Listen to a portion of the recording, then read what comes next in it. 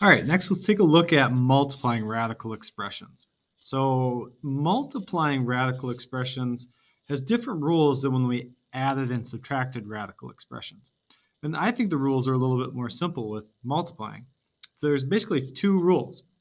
You can only multiply your coefficients with your coefficients and your radicals with your radicals, but you can't cross multiply your, your radicals with your coefficients.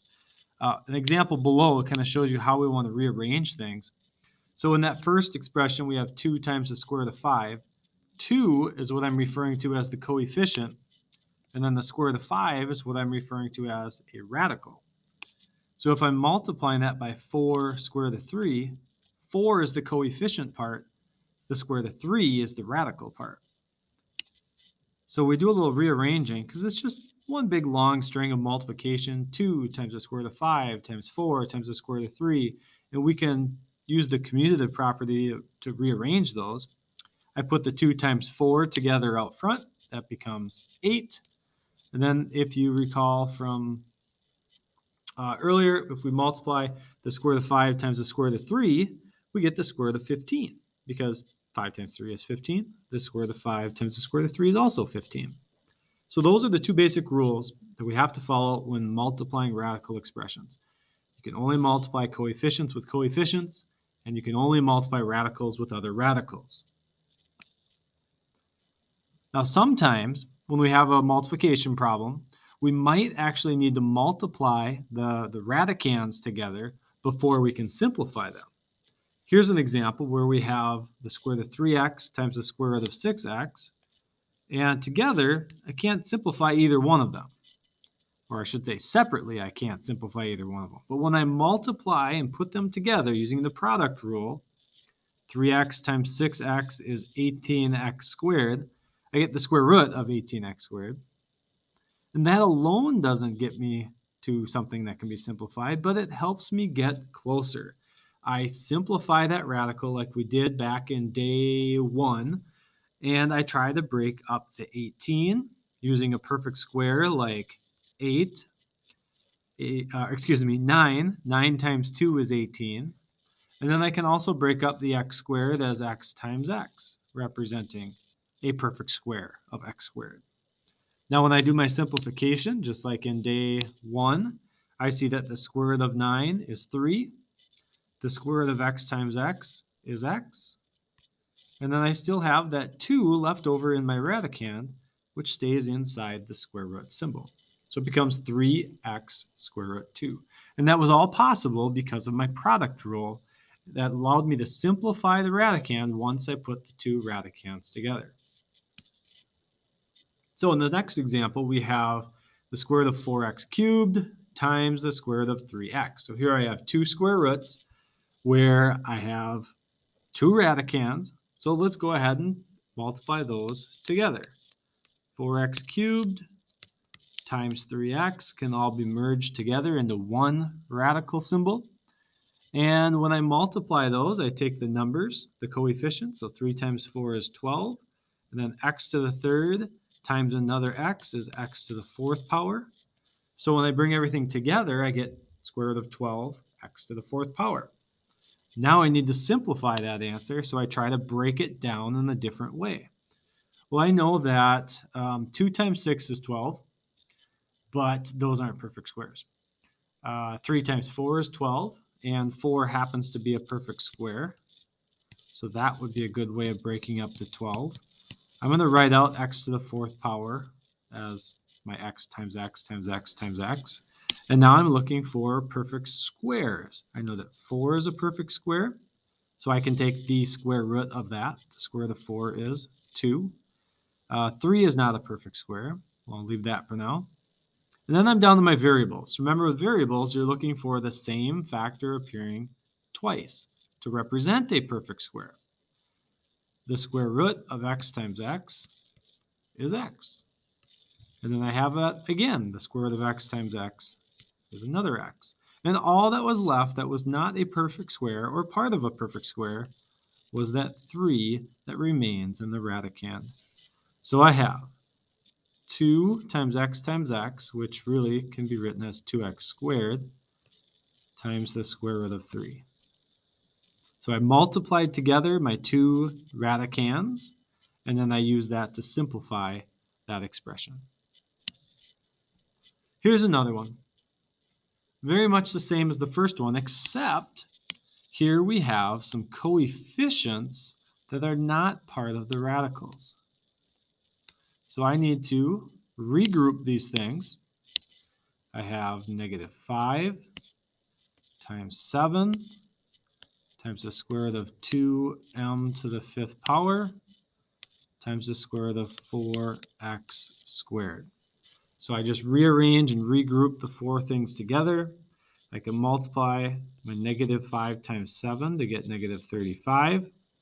I can also multiply together my two expressions here. Let's see, I'd get 2 times 4 is 8. I have m to the 5th power and x squared, all within one radical. And then I want to try to simplify that. I know that 8 is not a perfect square, but I could write it as 4 times 2, which contains a perfect square. And then I have m to the 5th power, 1, 2, 3, 4, 5, and x squared. So I want to simplify anything that represents a perfect square, like 4. The square root of 4 is 2. So I already had my -35 out front. I now have the square root of 4, which is 2. 2 is not a perfect square. And then with my variables, I have 2 m's, so that's m. 2 more m's, simplifies out to be an m. And 2 x's, simplifies out to be an x.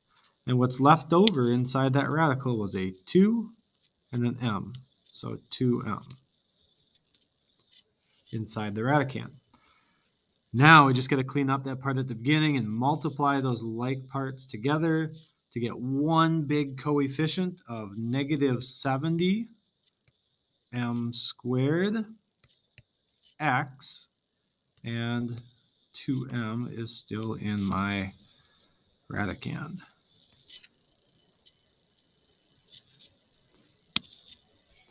All right, the other way that we can multiply radical expressions is sometimes those radical expressions will contain addition or subtraction, okay, like we have here in the parentheses.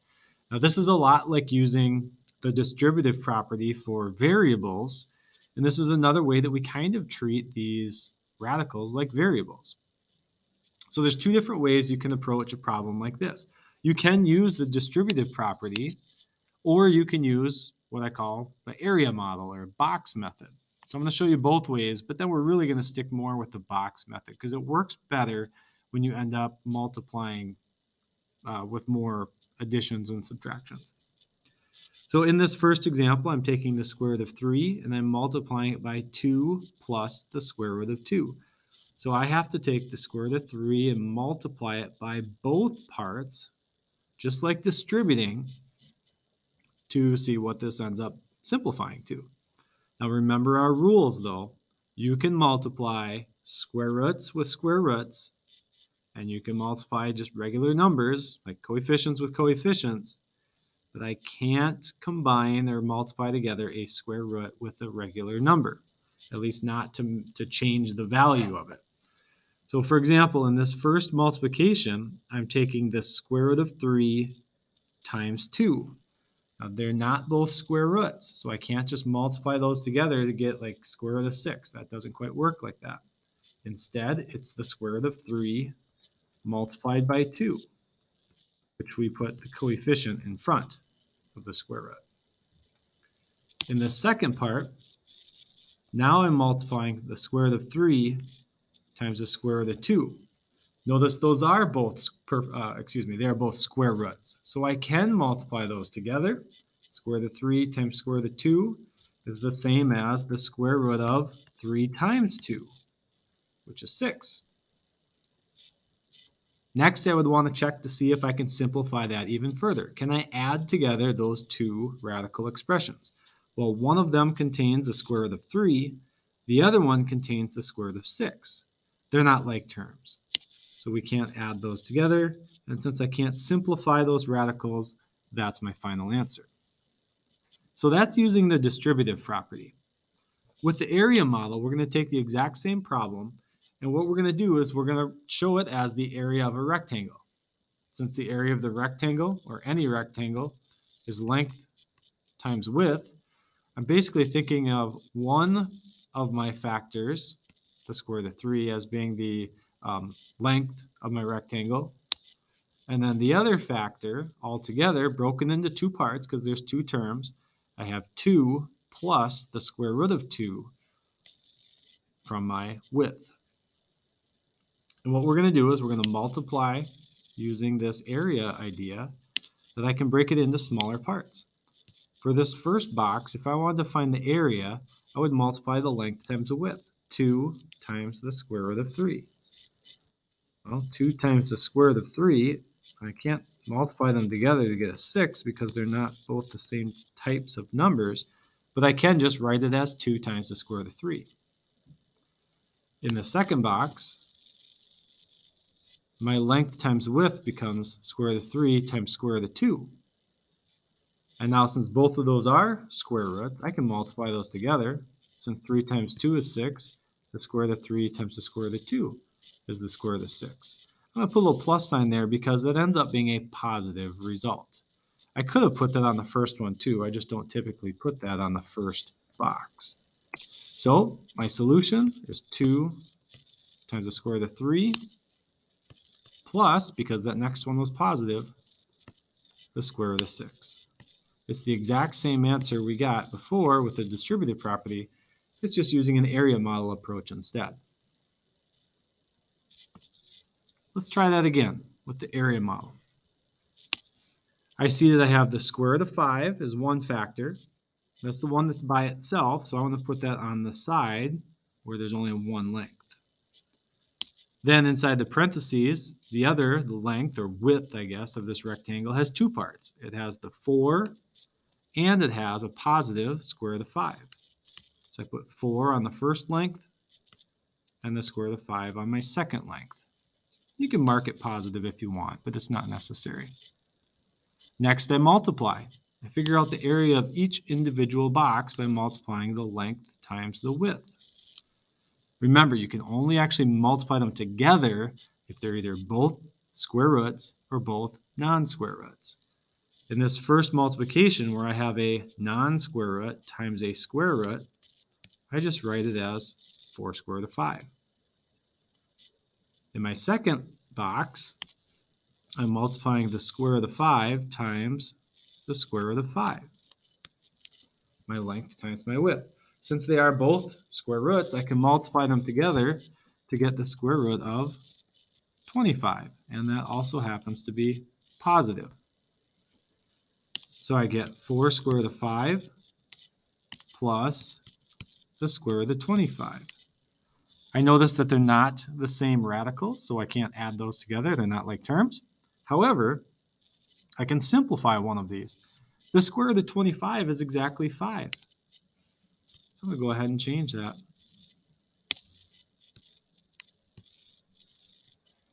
And there's my answer. Again, I can't add those either because they're not like terms either. One of them has a square root of 5 in it, the other one does not. Now let's extend this a little bit further. The distributive property would still work here, it just gets a little bit more confusing. This is where I really like the area model to show the multiplication. In my first factor, I have two parts, the square root of 3 and 2. So I'm going to mark that down the side. The square root of 3 goes on the first length, and positive 2 goes on the second length. Notice now I'm using a 2 by 2 area instead of 1 by 2. Next, I have my other factor in the other parentheses. The square root of 3 plus 5, again, has two parts to it, two terms. The square root of 3 as the first term, and the positive 5 as the second term. So to find the area, or the answer to this multiplication problem, all I have to do is multiply together each of these 4 individual areas, and then see if there's any simplifying or combining like terms that can be done. So in the first box, I'm going to multiply the length and the width. So square root of 3 times the square root of 3. Those are both square roots, so it's okay to multiply. I end up with the square root of 9. In my second box, look at what length and what width you're multiplying together.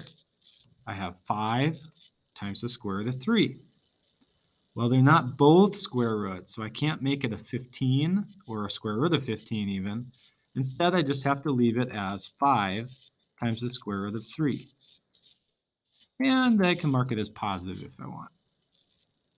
Let's move to the bottom row, bottom left corner. What am I multiplying? It's underneath the square root of 3, and it's in the 2 row. So I'm multiplying the square root of 3 times 2. But they're not both square roots. I can't actually multiply them together to get something else. It's just 2 times the square root of 3. And again, it ended up being a positive when I multiplied those two positive terms together. Finally, the last box in the lower right-hand corner, I'm multiplying 5 times 2 because it's in that row and that column. Those are just regular numbers, so we just multiply that together. 5 times 2, positive 10.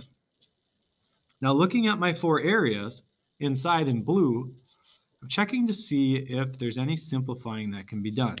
And I notice that I have the square root of 9. Since 9 is a perfect square, 3 times 3 equals 9, I know that the square root of 9 can actually just be simplified to be 3. So of my 4 areas, I have 3 plus 5 square root 3 plus 2 square root 3 plus a 10. Are there any like terms that we can add together? Well, these regular numbers, those constant terms, can be added together to make 13. And also I have a couple of radical terms, radical expressions that are like terms. They both have the square root of 3 in it. So yes, we can add those together. Just like we learned earlier this week, we add the coefficients and leave the square root of 3 the same. So the square root of 3, let's see, I had 5, and I was adding 2 more. So that's 7 square root of 3. And then for my like terms, my constant terms, I had 3 plus 10, which is 13. So 13 plus 7 square root 3. Or I guess I could have just written 7 square root 3 and then the plus 13 at the end. Either one of those would be okay. All right, last one. I appreciate you sticking with this. I know it's a long video, but our last example contains some subtractions, which presents a whole nother issue. I have my first factor, so the first thing in the parentheses, 6 minus the square root of 5. I'm going to put down the side. So 6 is the first length, and negative square root of 5 is the second length. Notice I made that negative because it belongs with the square root of 5 as a subtraction. The second factor was 2 minus the square root of 3. So I'm going to put that along the top, breaking it into the two terms. I have positive 2 first and negative square root of 3 second. Now I'm going to multiply my areas. I'll go a little faster this time. In this first box, it's 2 times 6, which is 12. In the second box, I have 6 and negative square root of 3. So first of all, a positive times a negative is a negative. Let's start with that. Negative. But they're not both square roots, so I really can't multiply them together. It's just negative 6 square root 3. In the bottom row, bottom left, I'm multiplying 2 times a negative square root of 5. Kind of like the last one. A positive times a negative is a negative.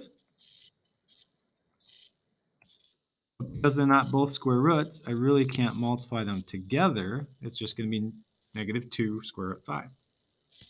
And then last, row times column, I'm multiplying together. A negative times a negative is a positive. And I am multiplying together 2 square roots. So that one is okay to multiply.